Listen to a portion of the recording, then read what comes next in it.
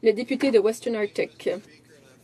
Merci, Monsieur le Président. Je suis heureux de prendre la parole sur cette motion formidable qui a été présentée par notre collègue de Trinity-Spadina.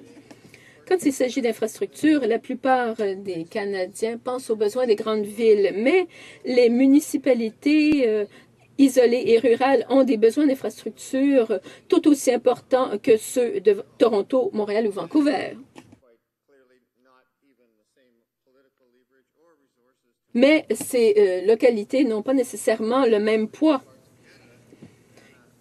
Étant l'un des représentants d'une des régions les plus isolées du Canada et étant ancien maire, je sais quel est le défi que représentent les infrastructures pour les localités du Grand Nord. Quand il a témoigné devant le Comité des Affaires autochtones en 2009, David Austin, qui représentait l'Association des localités du Yukon, a déclaré « Nous devons reconnaître qu'il n'est pas possible de construire une infrastructure dans le Yukon au même coût que dans le Sud. La saison est courte et la pénurie d'ouvriers qualifiés sont des facteurs à prendre en compte. Les distances sont grandes et les économies d'échelle sont difficiles à réaliser dans la petite économie du Yukon. » Fin de la citation. C'est aussi vrai pour le Nunavut et pour les territoires du Nord-Ouest et même pour les régions du Nord de nombreuses provinces. Je dirais que quelques 300 localités du pays pourraient être jugées isolées ou rurales.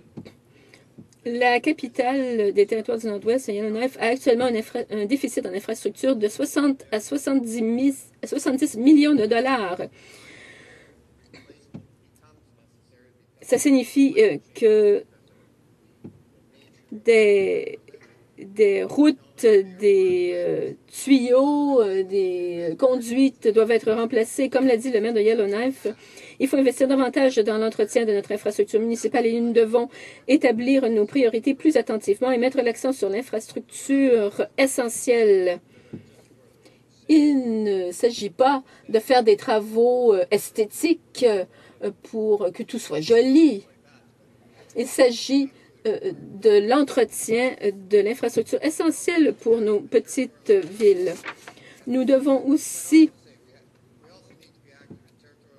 comme l'a dit le maire de Yellowknife, être plus actifs pour nous assurer que les gouvernements des territoires et le gouvernement fédéral aident les municipalités à assumer le coût de ces travaux d'infrastructure.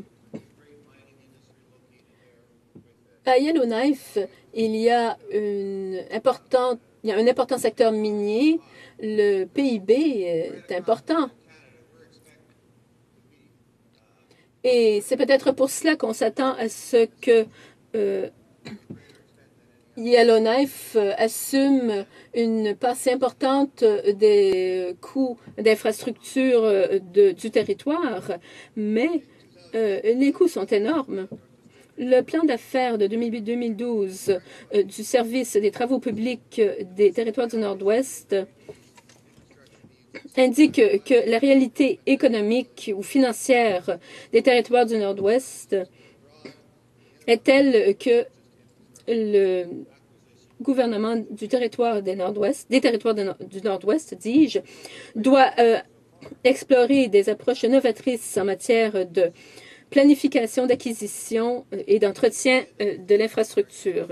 Pour répondre à ces besoins d'infrastructure, le gouvernement des territoires du Nord-Ouest a dû faire des emprunts, mais parce qu'Ottawa lui impose des limites, il a connu des difficultés. Le ministre des Finances des territoires du Nord-Ouest a dit il y a environ une semaine que chaque argent consacré à l'infrastructure est de l'argent emprunté et le gouvernement n'a aucune souplesse et ne pourra faire face à un ralentissement économique. Il ne peut pas non plus faire des investissements stratégiques pour appuyer le développement économique ou assurer la croissance de l'économie.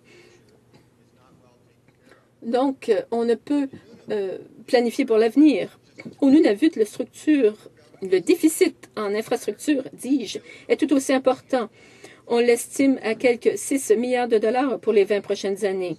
Ainsi, à Nunavut, il faut créer 3600 unités de logement. Il faut un port en eau profonde à Iqaluit. Et ce matin, au comité,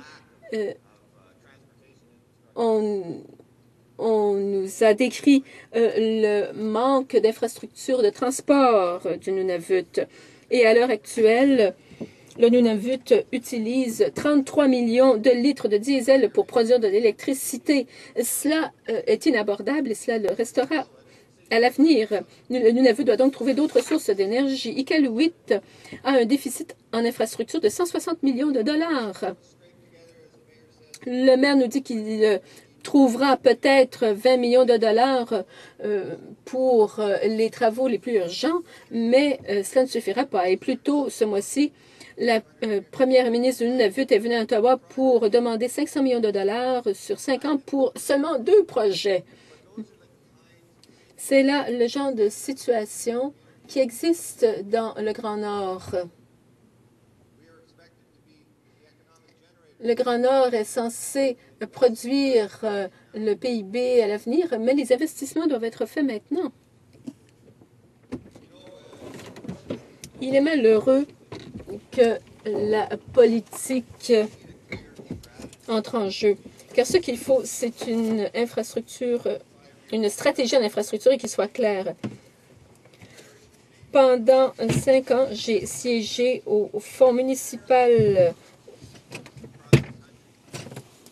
pour l'économie verte de la Fédération canadienne des municipalités et nous avons pu alors recenser quels seraient les investissements les plus sensés pour le développement durable. Ces informations sont encore à la disposition de tous. Nous pouvons agir grâce à nos investissements en infrastructure, mais il faut faire les bons choix. Améliorer l'infrastructure, c'est plus que la réfection des routes ou des ponts. C'est améliorer les capacités des localités afin qu'elles puissent profiter de l'économie verte à l'avenir. C'est ce qui est important.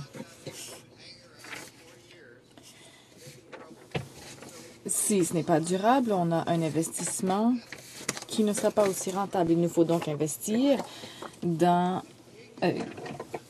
ce qui fonctionne. Les municipalités ont pris le temps de déterminer comment ces investissements se font et comment ils peuvent nous paver la voie à l'avenir, en fait. Le gouvernement fédéral doit reconnaître les partenariats avec les municipalités en ce qui concerne l'investissement dans l'infrastructure. Maintenant, j'aimerais vous parler un petit peu. En fait, j'aimerais vous donner une citation d'un ancien maire qui a passé de nombreuses années à ce poste, qui disait que dans les villes où le logement est abordable, qu'il y a de bons emplois, les gens peuvent vivre de saines vies. Et cela devrait être l'objectif pour tous les Canadiens. Monsieur le Président, le gouvernement peut prendre des mesures concrètes en matière d'infrastructure au Canada pour combler le déficit. Si seulement il adoptait une approche stratégique plutôt que de financer des projets de nature politique afin d'en tirer des gains. Nous devons véritablement nous éloigner de ce modèle et permettre plutôt aux municipalités de prendre des décisions logiques en fonction de leur avenir, en fonction des pratiques exemplaires, en fonction de leurs objectifs.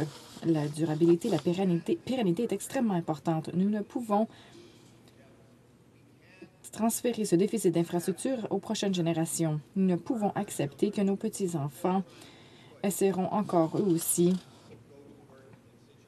de se rendre au travail dans des circonstances qui n'ont pas été bien réfléchies par notre génération. Notre génération a une responsabilité. La responsabilité de laisser derrière elle un système meilleur que celui dont elle a hérité. Ce devrait être notre objectif. Et j'espère que les conservateurs en face appuieront cette résolution afin que nous puissions travailler ensemble afin de construire un meilleur Canada. Merci beaucoup.